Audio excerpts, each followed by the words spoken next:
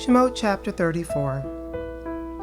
Yehovah said to Moshe, "Cut yourself 2 tablets of stone like the first ones, and I will inscribe on the tablets the words that were on the first tablets which you broke. Be ready by morning. In the morning you are to ascend Mount Sinai and present yourself to me on the top of the mountain. No one is to come up with you, and no one is to be seen anywhere on the mountain. Don't even let the flocks or herds feed in front of this mountain." Moshe cut 2 stone tablets like the first. Then he got up early in the morning and, with the 2 stone tablets in his hands, ascended Mount Sinai as Yehovah had ordered him to do. Yehovah descended in the cloud, stood with him there, and pronounced the name of Yehovah. Yehovah passed before him and proclaimed, Yud-He-Vav-He. Yud-He-Vav-He. Yehovah is God, merciful and compassionate, slow to anger, rich in grace and truth, showing grace to the 1,000th generation, forgiving offenses, crimes, and sins, yet not exonerating the guilty, but causing the negative effects of the parents' offenses to be experienced by their children and grandchildren, and even by the 3rd and 4th generations.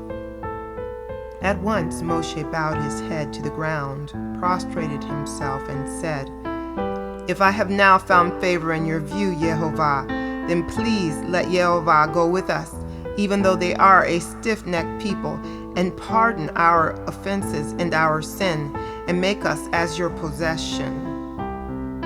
He said, "Here, I am making a covenant. In front of all your people, I will do wonders such as have not been created anywhere on earth or in any nation. All the people around you will see the work of Yehovah. What I am going to do through you will be awesome. Observe what I am ordering you to do today.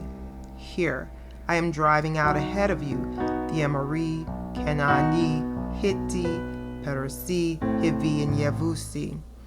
Be careful not to make a covenant with the people living in the land where you are going, so that they won't become a snare within your own borders. Rather, you are to demolish their altars, smash their standing stones, and cut down their sacred poles, because you are not to bow down to any other god, since Yehovah, whose very name is jealous, is a jealous God. Do not make a covenant with the people living in the land. It will cause you to go astray after their gods and sacrifice to their gods. Then they will invite you to join them in eating their sacrifices, and you will take their daughters as wives for your sons. Their daughters will prostitute themselves to their own gods and make your sons do the same. Do not cast metal gods for yourselves.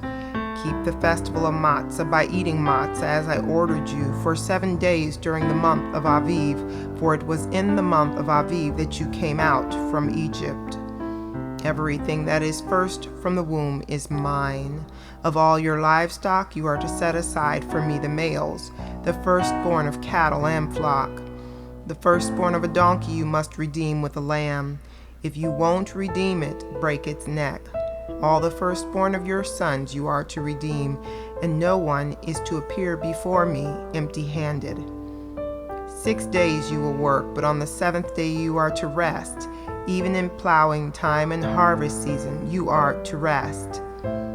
Observe the festival of Shavuot with the first gathered produce of the wheat harvest, and the festival of ingathering at the turn of the year. 3 times a year all your men are to appear before the Lord Yehovah, the God of Israel. For I am going to expel nations ahead of you and expand your territory, and no one will even covet your land when you go up to appear before Yehovah, your God, 3 times a year. You are not to offer the blood of my sacrifice with leavened bread, and the sacrifice of the feast of Pesach is not to be left until morning.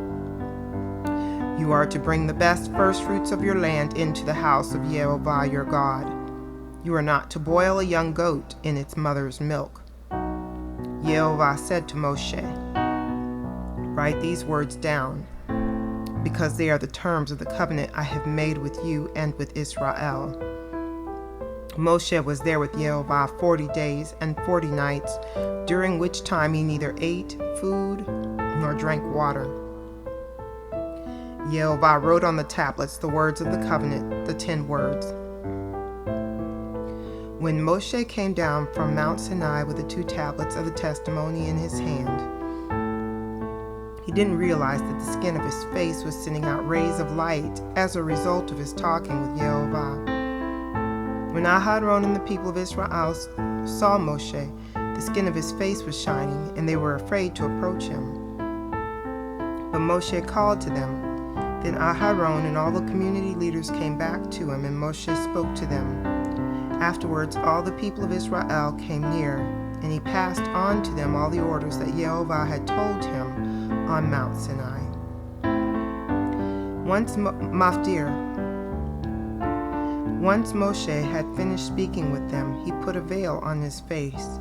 When he went in before Yehovah for him to speak, he would take the veil off until he came out.